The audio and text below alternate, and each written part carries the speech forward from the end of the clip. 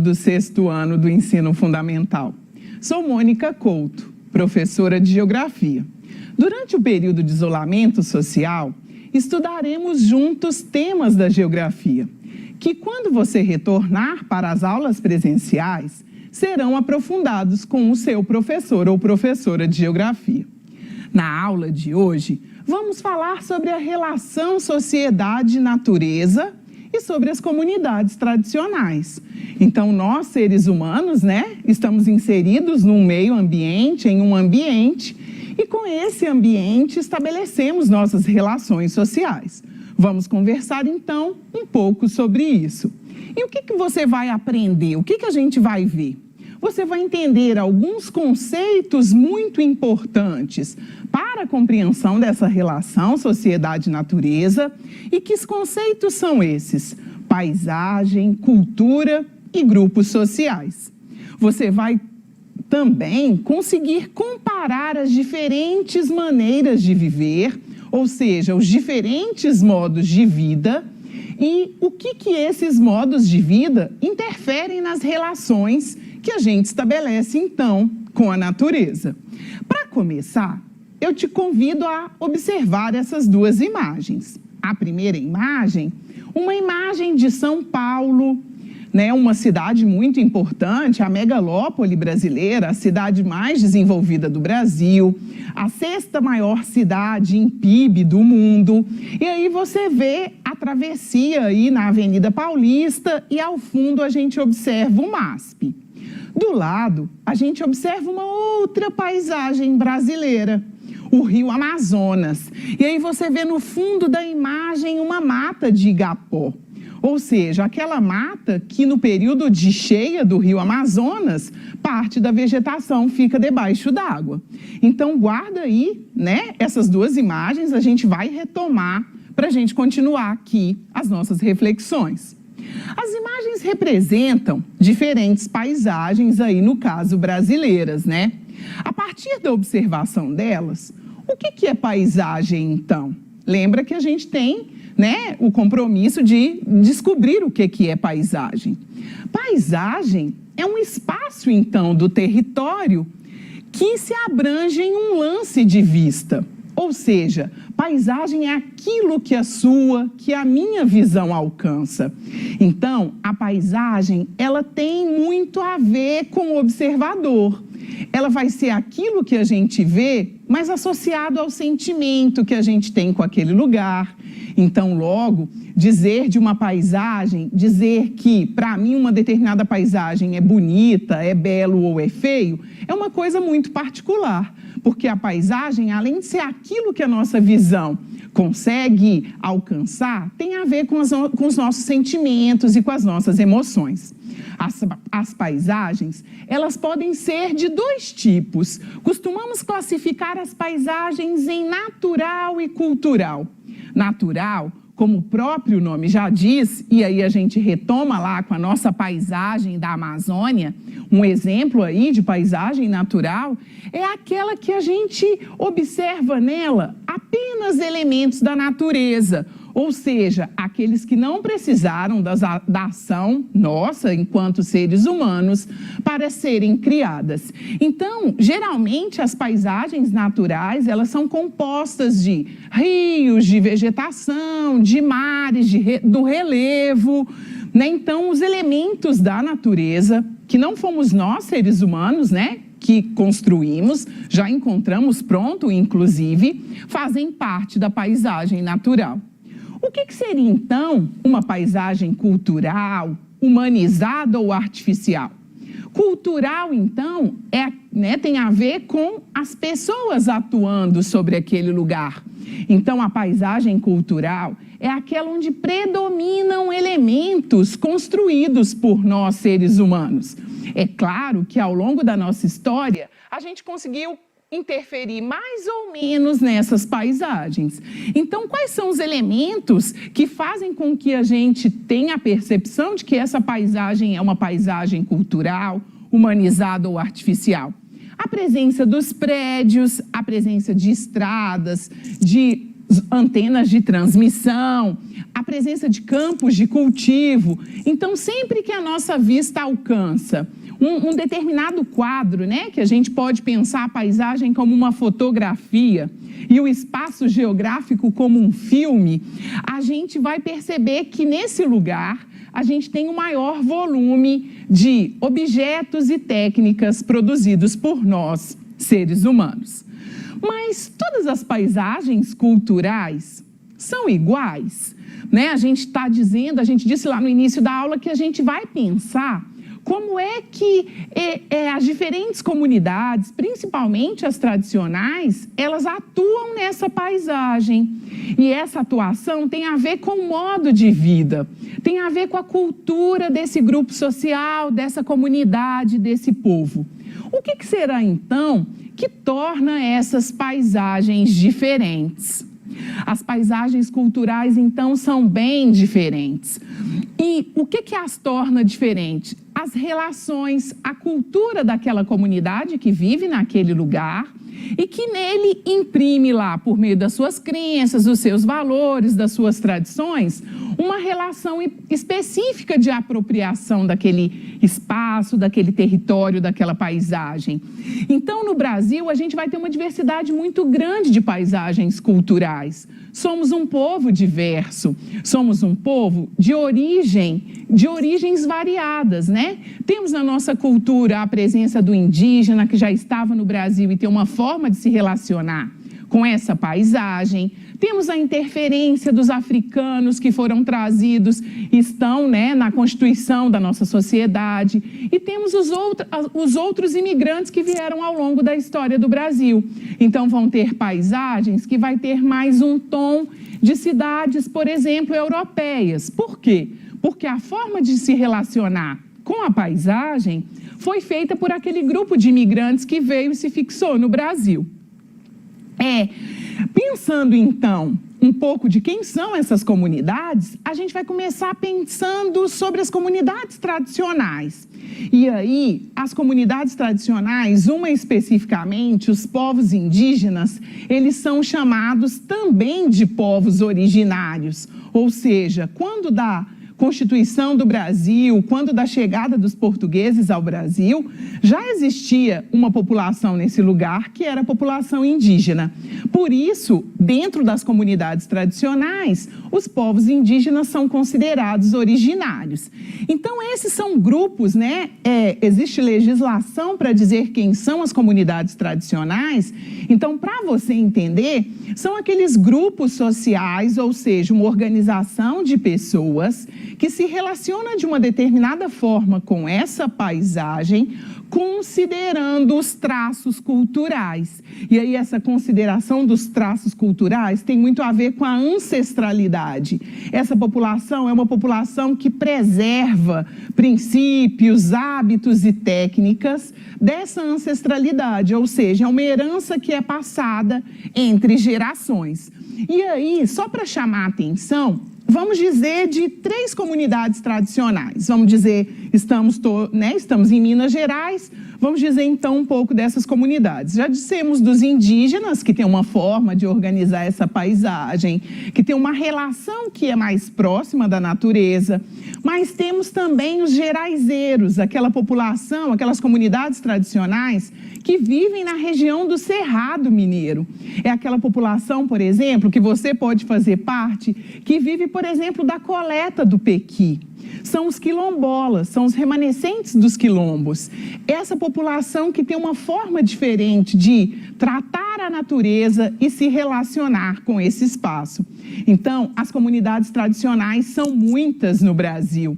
A gente tem, por exemplo, a população ribeirinha, né? Aquela população que vive à margem dos rios. A população ribeirinha no Brasil, por exemplo, lá na região amazônica, né? Que a gente está falando aqui do Rio, que vive nas palafitas, aquelas casas que são fixadas acima aí, né? De madeira, fixadas acima aí do nível dos rios. Então, as comunidades tradicionais têm uma relação diferenciada com a paisagem. E que relação é essa? É uma comunidade que tem uma relação mais próxima, que tem uma relação mais próxima, então, com a natureza. São comunidades que percebem a natureza de maneira mais sustentável. A natureza é fonte de subsistência, a relação é mais próxima, é menos consumista. A natureza, ela é vista como mais um membro desse grupo, por exemplo. Quando a gente pensa os povos indígenas, a natureza é a mãe terra, a natureza é uma extensão daquela coletividade. E aí, como é que são, então, as outras paisagens? Nós que vivemos nas cidades, nos centros urbanos, a gente vive aí, são comunidades que a gente chama de urbano-industriais. Ou seja, o que são comunidades urbano-industriais?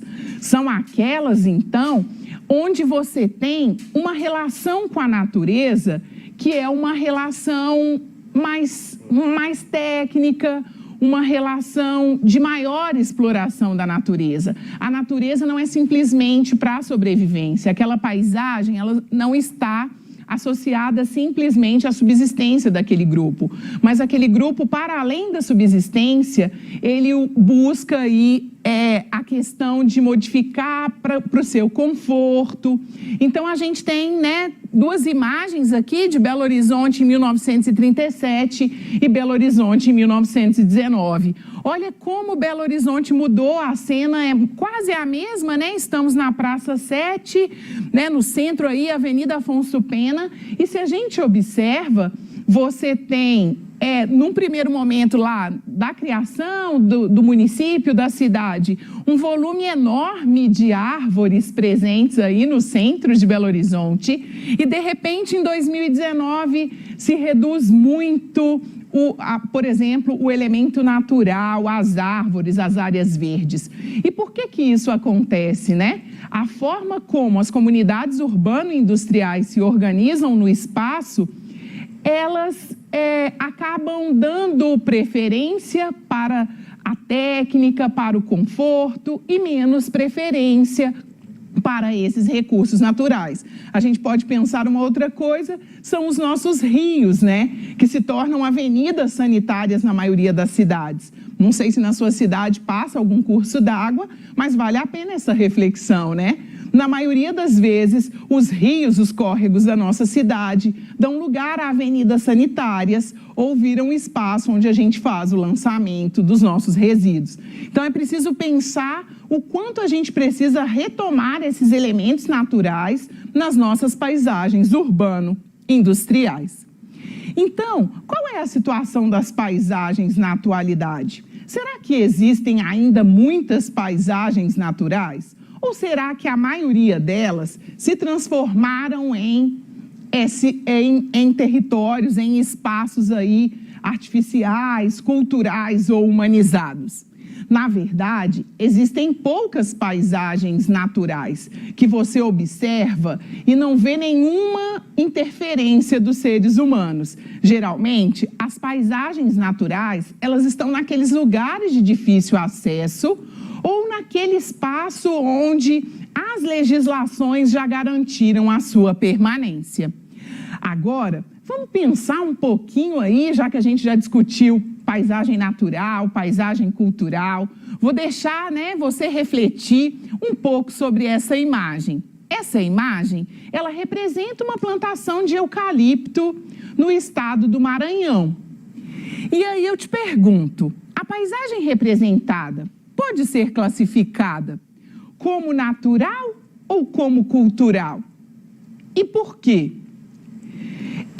Na verdade, se você faz uma observação rápida e direta, sem muita reflexão, como você vê árvores, e a gente sabe que as árvores tendem a nos dar a ideia de que aquela paisagem é natural, você precisa refletir como que essas árvores chegaram nessa região aí do estado do Maranhão. Essas árvores, elas são naturais? E aí a gente pode pensar outras coisas. O eucalipto é uma espécie nativa do Brasil? Vai uma dica. O eucalipto não é uma espécie nativa do Brasil. Se ele não é uma espécie nativa do Brasil e ele está plantado na região lá do estado do Maranhão, significa que alguém trouxe essa espécie vegetal para essa paisagem. Logo, a paisagem que a gente está analisando aqui, ela não é uma paisagem natural, e sim uma paisagem cultural, humanizada ou artificial. Ou seja, provavelmente, a vegetação original que existia nessa região foi retirada, então houve um desmatamento para acontecer o cultivo do eucalipto. E aí, uma outra coisa que facilita na hora de você observar as paisagens é perceber o quanto elas são homogêneas. Porque se você já teve oportunidade de passar por alguma região, e se não teve ainda, né? É interessante apurar esse olhar. Você vai perceber que as paisagens culturais, geralmente elas são homogêneas. Então, elas são paisagens que têm uma mesma característica. Se a gente estivesse dizendo de qualquer um dos nossos biomas, Mata Atlântica, por exemplo, ou Cerrado, que a gente tem aqui em Minas Gerais, quando você passa e observa essas paisagens, há uma heterogeneidade dessas espécies vegetais. Então, aqui uma coisa que faz a gente pensar, olha, a forma do plantio está muito ordenada. Então, provavelmente, há uma intervenção do ser humano. Quando fala que foi uma plantação, aí evidencia. Então, no caso aqui, temos uma paisagem humanizada. Agora, para você exercitar aí, né, na sua casa, eu te convido depois da aula, né, você escolher uma das janelas aí da sua moradia ou uma porta e fazer a observação dessa paisagem e testar o quanto que o seu olhar observa essa paisagem, porque a nossa observação da paisagem, ela é muito importante até mesmo para a gente pensar o que precisa de melhoria no nosso bairro, o que precisa de melhoria na nossa comunidade. Então, eu te convido a escolher uma janela ou uma das portas da sua moradia e fazer a representação dessa paisagem. Essa representação pode ser por meio de uma fotografia, caso você tenha disponível, pode ser por meio de um próprio desenho. E depois que você fizer essa construção, não deixe de compartilhar com aqueles que convivem com você. E guarde esse material para você compartilhar com seus colegas e com seu professor de geografia quando do retorno das aulas presenciais. Então, já caminhando, né, para o final da nossa aula, vamos dizer então o que a gente aprendeu com essa aula de hoje. Com a aula de hoje, então, nós aprendemos que a paisagem é tudo aquilo que a nossa vista alcança, mas é tudo aquilo que a nossa vista alcança, mas com aquilo que a gente traz internamente, né? Ou seja, as suas crenças, a sua forma de olhar, o que traz sentido para você. Então, a paisagem é aquilo que a nossa vista alcança, associados aos sentimentos e ao nosso cotidiano, a nossa história de vida que a gente traz. As paisagens, a gente viu que elas podem ser naturais, quando elas possuem somente elementos da natureza, que nós, seres humanos, não tivemos nenhuma interferência em produzi-los. E a gente viu também que essas paisagens, elas reduziram muito. Elas existem nas áreas mais inóspitas, ou seja, nas áreas onde os seres humanos não conseguiram fixar moradia, cadeias de montanha, áreas de deserto, em alguns casos, né? E as paisagens culturais, que são aquelas que são produzidas por nós, seres humanos. Vimos também que as comunidades tradicionais, como os indígenas, os geraizeiros, os ribeirinhos, eles produzem uma paisagem mais próxima do ambiente cultural, natural, ou seja, são mais sustentáveis. E nós que vivemos nos grandes centros urbanos e somos sociedade urbano-industrial, fazemos maiores intervenções nessa natureza. Então, a gente termina a nossa aula de hoje sobre as paisagens, né, as comunidades tradicionais e os seus grupos sociais, refletindo um pouco sobre essa importância de um olhar apurado para essas paisagens várias, né? Porque quando a gente caminha, por exemplo, pelo nosso bairro, quantas paisagens passam por nossos olhos. Então, é importante que você observe essa paisagem. É uma forma de a gente conseguir fazer alguma intervenção para a melhoria desse lugar. E não guarde com você esses conhecimentos que construímos juntos na aula de hoje. Compartilhe. Até a próxima aula.